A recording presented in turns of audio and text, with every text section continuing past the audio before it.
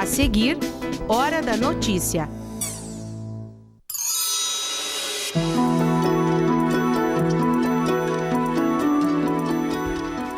Junho é o mês mundial de conscientização sobre os cuidados com o meio ambiente e a gente mostra algumas ações que podem ajudar. O descarte correto de materiais eletrônicos como celulares, computadores e televisores. Como reutilizar o óleo de cozinha e os riscos que ele pode causar ao meio ambiente. Alternativas para o tratamento de esgoto em Passo Fundo criadas por estudantes do curso de Engenharia Ambiental aqui da UPF. E ainda identificar doenças antes dos sintomas aparecerem. O Junho Lilás quer alertar sobre a importância do teste do pezinho. Hoje é quarta, 7 de junho, é Hora da Notícia.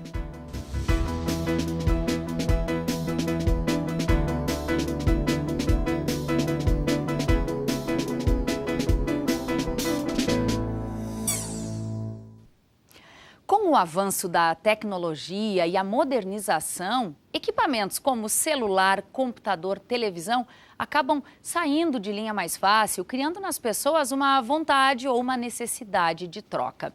Bom, o bom mesmo é usar ao máximo os equipamentos e assim colaborar com a redução do consumo. Mas quando a troca é muito necessária, o importante é dar o descarte correto para os aparelhos antigos.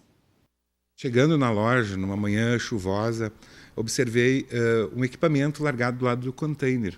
Então, esse equipamento estava ali, uma CPU, um monitor e uma impressora, foi descartado de forma totalmente incorreta e na frente da empresa de informática. O problema não é novo. Diante desse desserviço ao meio ambiente, o Chico decidiu fazer uma campanha para coleta e destinação correta, ou mesmo reaproveitamento, de materiais eletrônicos. A loja de informática que possui virou a sede para a coleta. Os equipamentos que chegam aqui passam por uma avaliação. A gente conseguiu recuperar alguns produtos que futuramente serão doados para entidades, para algum projeto de inclusão digital para pessoas carentes, pessoas que tenham necessidades especiais. O foco da campanha está na conscientização para o descarte adequado. Material plástico, metálico, eletrônico, fios e cabos, vidros, placas. Tudo o que chega aqui tem como destino a reciclagem, caso não seja possível a reutilização. Uma vez descartados incorretamente, já dá para imaginar o desequilíbrio ambiental causado, não é? Essas peças de metal e plástico e vidro, que alguns scanners e impressoras têm vidro, elas são descartadas facilmente em empresas de reciclagem da região. Já os componentes, placa-mãe, processador, memória, ela precisa de uma atenção especial. E aí que está o maior problema. Então, esses equipamentos são separados através de empresas parceiras nossas. Aqui em Passo Fundo tem 2 empresas que nos ajudam nessa campanha. E aí, num momento, é enviado a São Paulo, e daí de São Paulo ela vai para a Alemanha para ser reciclado na indústria. O município de Passo Fundo é parceiro na ação e também realiza 2 campanhas por ano. Chega a ter um recolhimento anual de 15 mil toneladas. O lixo eletrônico é recolhido pela Secretaria de Meio Ambiente, que fica no banhado da Vergueiro. Mas o destino da reciclagem e reaproveitamento também segue para as empresas privadas. O lixo eletrônico é um resíduo diferenciado, né? Ele tem componentes altamente contaminantes, metais pesados, outros componentes que podem vir a contaminar o solo, a água, né? Os recursos hídricos, e ele é um resíduo que não é de atribuição do município dar a sua destinação. Então, atualmente, o município de Passo Fundo ele vem trabalhando como articulador dessa cadeia de reciclagem dos resíduos eletrônicos. Nós promovemos campanhas periódicas para o destino de todos os tipos de resíduos eletrônicos, e a Secretaria do Meio Ambiente também é um ponto de coleta desses resíduos, né? Uma das empresas é a Recicle, onde o material que não serve mais é encaminhado para desmanche e, por fim, destinado a empresas brasileiras e principalmente de fora do país. Então, essas empresas foram criadas com o objetivo de reciclar esses resíduos. O município ela orienta as empresas, licencia, fiscaliza e também faz a destinação dos resíduos provenientes dessas campanhas que a população pode trazer a qualquer momento na Secretaria do Meio Ambiente. Dentro de uma universidade, por exemplo, o trabalho de conscientização ambiental também é muito preciso. Nesta central de resíduos, que existe desde 2006, cerca de 4.000 quilos de lixo eletrônico são recolhidos por ano. A UPF também realiza campanhas e oficinas de sensibilização para o seu público. A central de resíduos, na verdade, é um local da instituição onde se armazenam todos os tipos de resíduos que precisam ser encaminhados por empresas terceirizadas, sendo que essas empresas terceirizadas precisam ter licença ambiental, né? E o acondicionamento temporário deste material é na central de resíduos. A campanha que esse empresário faz é sem fins lucrativos, mas o maior retorno da ação social do Chico beneficia a todos e ele sabe que está fazendo o que é certo. Um retorno institucional. A marca, a empresa é amiga do meio ambiente e uma satisfação de poder orientar as pessoas que cometem esse tipo de erro. Talvez saibam que é errado, mas faz. Cultural, educacional, precisa educação, precisa campanha, porque é fácil largar no container, entende? Mas é fácil também trazer para uma empresa que disponibiliza espaço e um acompanhamento na hora desse descarte, um descarte correto. E se você quer contribuir com a campanha, a Micro e Help Informática fica na Rua Independência, número 800, bem no centro de Passo Fundo. Outras informações pelos telefones que estão aparecendo aí na tela. Bom, outra iniciativa neste mês de cuidados com o meio ambiente é também o descarte correto do óleo de cozinha. Cada litro de óleo usado pode contaminar 20.000 litros de água potável, se não for dado o destino correto. Boa parte dos alimentos que consumimos, de alguma forma, entra em contato com o óleo vegetal. Só aqui no Brasil, cada família consome em média 4 litros por mês e descarta apenas 1. Em todo o país, são produzidos mais de 3 bilhões de litros de óleos vegetais por ano, de acordo com a Associação Brasileira das Indústrias de Óleo. Mas e qual o destino que você dá para o óleo que já não utiliza mais? Eu passo sabão. Eu guardo e depois eu dou para quem utiliza para fazer sabão ou alguma coisa assim. Eu armazeno, guardo para levar para outros fins. O meu eu reutilizo. Eu tenho uma familiar que mora no interior e ela faz sabão com óleo de cozinha. Quando tá meio bom ainda a gente se ocupa, senão vai fora. A senhora costuma jogar na pia, a senhora guarda, a senhora bota no garrafa PET, o que a senhora faz? Eu boto na garrafa PET para pôr no lixo daí, né? O descarte incorreto desse tipo de gordura pode causar sérios problemas ao meio ambiente. 1 litro de óleo pode contaminar 20.000 litros de água. Muitas vezes o que a gente nota é que as pessoas têm feito esse descarte na pia, elas jogam no lixo, elas jogam no vaso, ou ainda elas vão no quintal e despejam no solo, na parte do jardim que elas têm ali. Quando ele é jogado no solo, ele vai inutilizar aquele solo para posterior plantação e ele vai percolar muitas vezes até um lençol freático, contaminando ainda um corpo hídrico. E foi preocupada com o destino correto do óleo de cozinha, que desde 2008 a UPF tem um projeto que utiliza dessa gordura para fazer biocombustíveis. Nós nos preocupamos muito com o lixo seco, o lixo molhado, a coleta seletiva, mas essa coleta acaba não envolvendo o óleo usado de fritura das famílias. Na pesquisa nós fazemos vários produtos. Nós fazemos desde sabão, detergente com esse óleo, que é uma reutilização. Também nós fazemos biodiesel, que é um combustível que pode ser utilizado em motores a diesel. E também nós fazemos o piroecodiesel, que é uma pesquisa nova aqui na região, que é um trabalho em que nós usamos calor para fazer a produção de um combustível também que pode ser adicionado ao óleo diesel. Sim, há uma melhora nesse sentido, uma vez que as empresas estão colaborando também na produção do biodiesel. Né? Hoje em dia ele é obrigatório, uma parte da adição, então há uma melhoria nesse sentido, sendo pode-se dizer, uma inserção no mercado. Né? O reaproveitamento desse produto pode ajudar diversas entidades. E essa é uma opção para você que tem esse produto em casa, mas não sabe onde descartar. Nós temos orientado as pessoas que coloquem esse óleo em garrafas PET e que destinem para ONGs. Algumas ONGs aqui em Passo Fundo recebem esse óleo como doação e para elas isso é trabalho e renda. Então você não vai estar descartando esse óleo em lugares incorretos, como o solo, a pia, os ralos, e você vai estar ajudando pessoas que precisam e que vão fazer um trabalho em prol do meio ambiente, que é a reciclagem. Outro problema que a maioria das cidades enfrenta é com relação ao tratamento de esgoto. E pensando nisso, que estudantes de engenharia ambiental aqui da UPF criaram protótipos para o tratamento de esgoto em Passo Fundo. Olha só.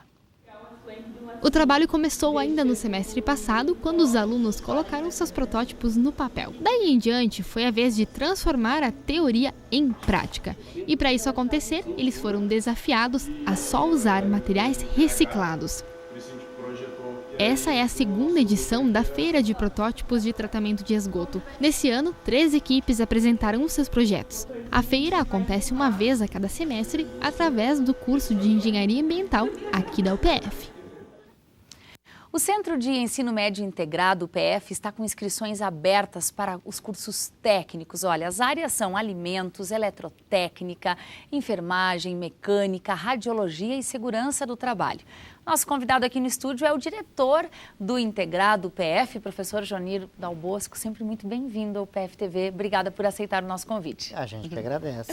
Bom, professor, como é que está, de forma geral, assim, o mercado de trabalho para os cursos técnicos? Então, os profissionais técnicos de nível médio são profissionais importantes nas empresas, em instituições de saúde, enfim. Então, mesmo com o processo de crise, o que a gente está vivendo com a economia no país, né, são profissionais que precisam estar em formação para ingressar no mercado de trabalho. E nós recebemos muitas ligações de empresas solicitando profissionais técnicos. Bom, a própria crise pode ser também uma oportunidade, né? Quando se fica sem emprego ou se decide trocar de profissão, o curso técnico acaba sendo uma alternativa rápida.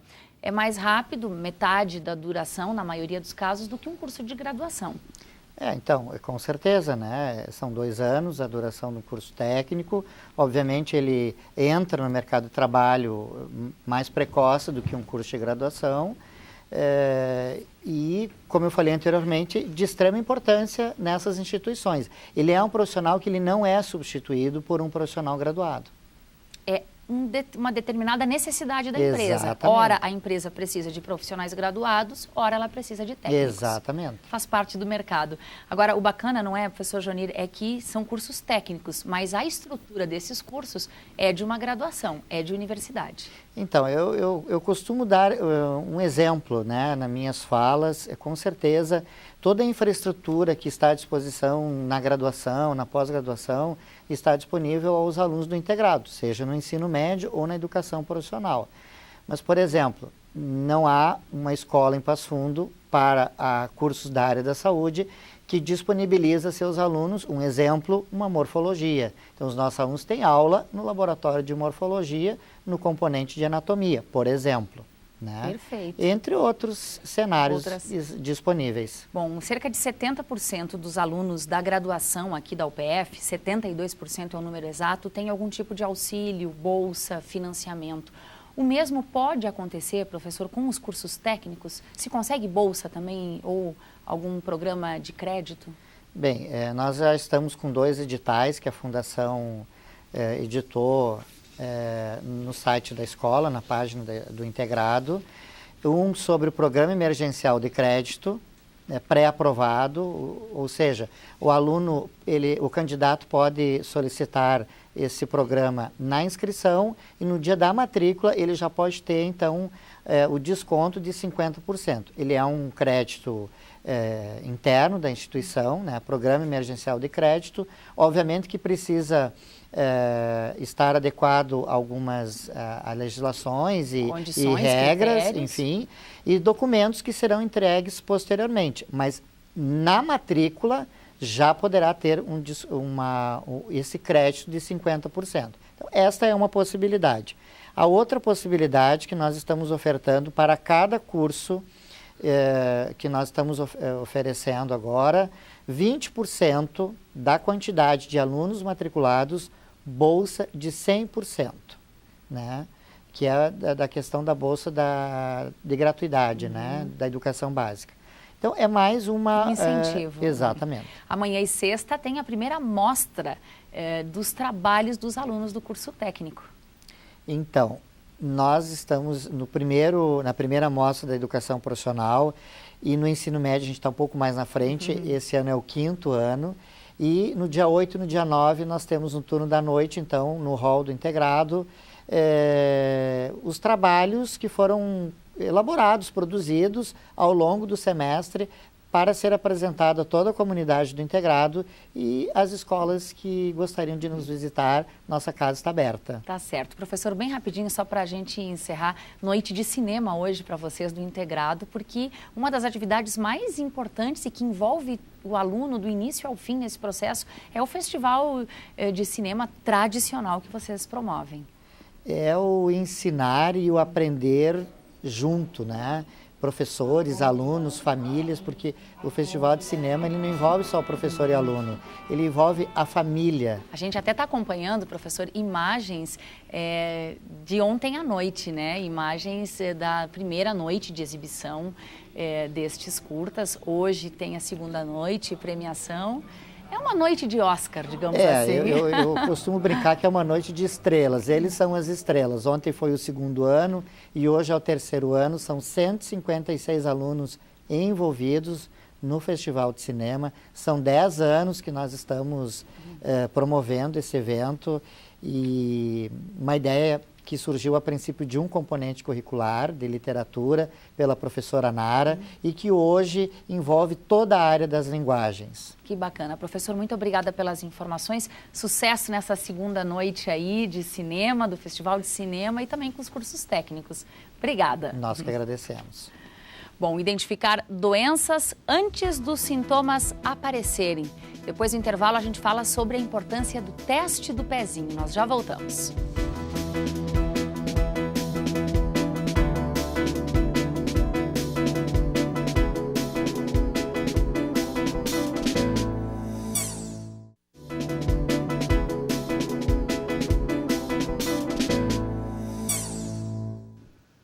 Como garantir direitos já adquiridos diante de um cenário de incertezas? Essa reflexão está no programa Estúdio 4 desta semana, que aproveitou os convidados do Colóquio Nacional de Direitos Humanos. Veja um trecho do programa que foi ao ar ontem à noite, mas que tem reapresentação hoje, às 8 da noite, e também na sexta, às 11 da noite. Então, eu acho, por exemplo, que mais do que uma conjuntura de retrocessos, estamos assistindo ao amadurecimento, ao aprofundamento de uma série de transformações do ponto de vista da mobilização do trabalho, da relação entre trabalho e redes sociais, da relação entre sociedade, mercado e Estado, que implicam em uma nova geração de direitos. Que, na verdade, toda crise é um momento de oportunidade da gente perceber as contradições que estão fortes e presentes na sociedade e encontrar ali os reforços e as possibilidades, as alternativas que se desenham.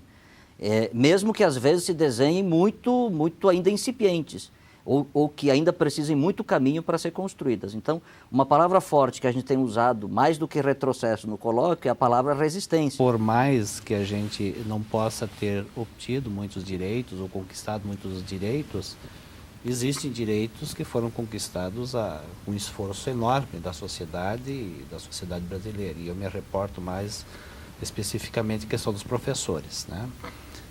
Porque a pergunta também nós temos que fazer é a seguinte: o quanto esses que estão propondo as reformas e essas mudanças todas representam o interesse da população brasileira. E a partir de amanhã vai estar disponível a consulta ao primeiro lote de restituição do imposto de renda da pessoa física de 2017. Para saber se teve a declaração liberada, o contribuinte deve acessar a página da Receita na internet ou ligar para o Receita Fone. O número é o 146. A Receita oferece ainda um aplicativo para tablets e smartphones, o que facilita a consulta às declarações. A restituição fica disponível no banco durante um ano. Os 7 primeiros dias de junho já registraram 74 milímetros de chuva. Isso representa 55% da média do mês, que é de 134 milímetros. De acordo com a Embrapa Trigo, do dia 27 de maio a 5 de junho, choveu 275 milímetros aqui na região.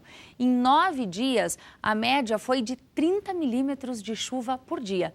Daí a razão de toda essa umidade que prejudica o plantio e que não permite que as roupas sequem e que a casa fique, de fato, bastante úmida. Veja, então, como deve ficar o tempo amanhã e na sexta-feira.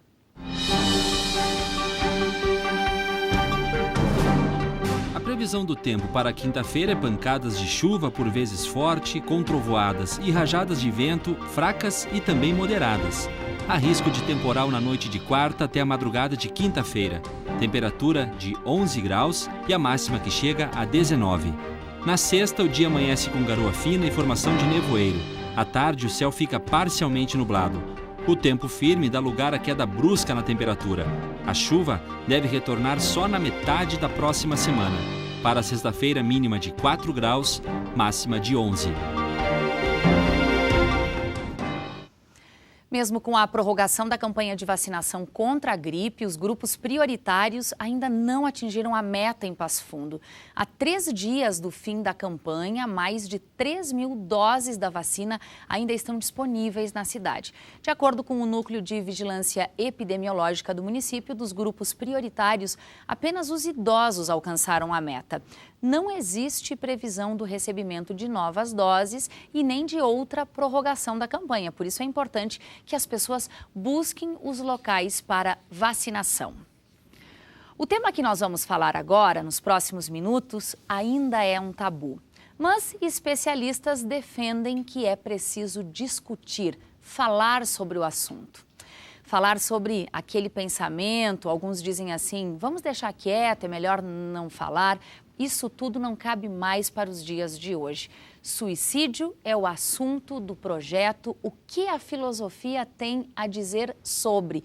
Uma ação do curso de Filosofia aqui da UPF, que todos os meses provoca na comunidade assuntos que são polêmicos, assuntos que são relevantes. Por isso, nosso convidado hoje é o professor, filósofo Francisco Fianco. Seja bem-vindo mais uma vez ao UPF TV, nosso convidado assíduo por aqui, não é, professor? Sempre eu, né? Incomodando. O que é isso? Por que vocês optaram por falar sobre esse tema que ainda é um tabu, professor? Na verdade, esse processo de escolha do tema foi bastante interessante, porque nós tínhamos alguns temas em questão e fizemos uma enquete junto aos alunos, né? Qual seria desses temas possíveis aquele que mais os inquietava? E vários fatos recentes que são notórios, assim, como a coisa da baleia azul ou esse tipo de coisa, eles terminaram despertando nos nossos alunos e me parece que, assim, na sociedade como um todo, a vontade de abordar de uma maneira um pouco mais sistemática, um pouco mais sem vergonha, no bom sentido, a questão do suicídio, né, o tabu do suicídio. Bom, o Brasil, no ranking estipulado e divulgado pela Organização Mundial da Saúde, professor, ele ocupa a 8ª colocação. Também foi registrado um crescimento importante, aumentou cerca de 60% o número de casos de 1980 para cá. Como é que se pode interpretar esse aumento? No caso dos dados, né, da questão cronológica, então, uma das possibilidades é que antes dos anos 80 se tivesse uma influência muito grande, muito maior, né, efetivamente, inclusive de um processo religioso de julgamento do ato de suicídio, o que fazia com que em diversos momentos o suicídio fosse dado como morte acidental, para que a pessoa pudesse ser, inclusive, sepultada no cemitério, que ainda tecnicamente é um campo santo. Ou seja, ainda que ela tivesse tirado sua própria vida, muito antes de 1980, o registro ficava como um acidente. Como um acidente, né? Para não inviabilizar esse processo ritual de sepultamento e, inclusive, o luto da família, o que é interessante. Mas uma outra coisa que, casualmente, dos anos 80 para cá, hoje, né, então 30, quase 40 anos depois, os teóricos começam a pensar nesse período como o período no qual vai se desenvolvendo a coisa da pós-modernidade, ou da modernidade líquida, ou do fim das certezas, ou do fim das promessas e das metanarrativas, etc. Cada teórico vai chamar de uma coisa diferente, mas o fato é que aquela estabilidade racional das estruturas sociais, psicológicas e familiares que aconteceu nos últimos 400 anos, 300 anos pelo menos, ela se esfacelou a partir de uma transformação da nossa maneira de produção de econômica e da nossa maneira de comunicação e telecomunicação. Esse esfacelamento, ele provoca uma sensação muito de muita insegurança, de muita incerteza, porque a sociedade toda evolui e se transforma muito rápido. Isso faz com que o sujeito, de alguma forma, possa ficar perdido nesse desespero de múltiplas possibilidades de insegurança e que o suicídio termine sendo um caminho viável, que de alguma forma reflete no primeiro dado que tu traz. Pessoas, né, de 15 a 29 anos. De 15 a 29 anos, em 2014, foram 2.898 suicídios. Professor, o jovem acaba nesse contexto todo, talvez não dando conta, então, dessa vida tão acelerada? Me parece a fase da existência na qual o sujeito mais sofre essa pressão, que é uma pressão, quando a gente fala de suicídio, hoje à noite a gente vai terminar abordando também, eu vou falar um pouco de um filósofo argelino francês, o Albert Camus, que ele diz assim, a única questão filosófica verdadeira é descobrir se a vida vale ou não a pena ser vivida. Isso é do ser humano. Isso é do ser humano. Desde o dia que nasce. Isso é existencial e isso é muito particular. Então, claro, como esse jovem está muito mais pressionado do que outras faixas etárias, né? Antes disso ele de alguma forma é suportado por uma estrutura e depois disso ele, se conseguiu alcançar algum patamar, ele já chegou numa certa estabilidade, ele já tem inclusive uma estrutura psicológica mais apta a lidar com esse desafio que é a vida, né? Talvez ele de alguma forma escape, o que não quer dizer que pessoas fora dessa faixa etária não possam vir a se suicidar. Tudo isso e muito mais, mas muito mais mesmo, hoje a partir das 7h30 da noite, exatamente, não é, professor? Isso mesmo. Tá bom. Muito Perfeito. Obrigada pelas informações, bom trabalho e sucesso hoje à noite. Obrigado. Obrigada. Identificar doenças antes dos sintomas aparecerem. O teste do pezinho é um exame simples, obrigatório e rápido. E com a proposta de alertar sobre a importância do teste, o mês de junho é conhecido como Junho Lilás. Basta uma picadinha no calcanhar do bebê para fazer o teste do pezinho. E essas mães ficam com o coração na mão vendo seus bebês chorarem. Não é mesmo, Maiara? Dói na gente fazer, né, fazer a coleta ali do sangue, mas tem que fazer, a gente sabe que é importante para eles, né? A mãe da Alice tem consciência da importância do teste. Para não acontecer de ela vir ficar doente depois, né? O teste do pezinho é feito com uma picadinha, normalmente no calcanhar da criança, né? Dói um pouquinho, mas é só uma picadinha, bem tranquilo. É coletado num papelzinho filtro que é mandado para o laboratório de referência que é lá em Porto Alegre. E a mãezinha sempre fica com um canhotinho que vai para ela poder buscar esse resultado do teste do pezinho. Normalmente, numas 2 semanas no máximo, esse resultado já está no posto de saúde e a mãe pode voltar para pegar e para buscar as orientações quando for alguma alteração. O teste do pezinho é o responsável por detectar precocemente algumas doenças sérias que podem afetar o desenvolvimento da saúde de uma criança. Aqui no Rio Grande do Sul, o nosso teste do pezinho ele inclui 5 doenças, tá? Que são as anemias e as hemoglobinopatias, a fenilcetonúria, fibrose cística, o hipotireoidismo congênito e hiperplasia adrenal congênita. Para mostrar às pessoas a importância desse exame, o dia 6 de junho é lembrado como o Dia Nacional do Teste do Pezinho. Por isso, esse mês é conhecido como Junho Lilás. Então, é para a gente aumentar a cobertura em relação ao teste do pezinho, né? São doenças que são graves, mas todas doenças que têm tratamento. Então, é extremamente importante que a gente consiga fazer diagnóstico precoce dessas doenças para a gente poder iniciar o tratamento o mais precocemente possível também e evitar qualquer tipo de sequela nessas crianças no futuro.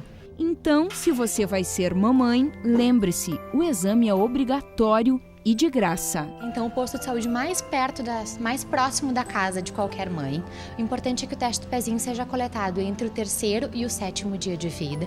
Importante a gente não postergar, além disso, porque quanto antes a gente faz o teste, depois do 3º dia, mais rápido vai vir o resultado e mais rápido a gente vai iniciar tratamento naquelas doenças que são importantes.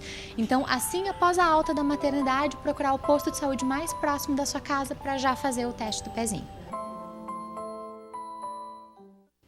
Hoje nós ficamos por aqui. Quer rever as nossas reportagens? Então dá um pulo lá na página da UPF TV no Facebook. Boa quarta e até amanhã.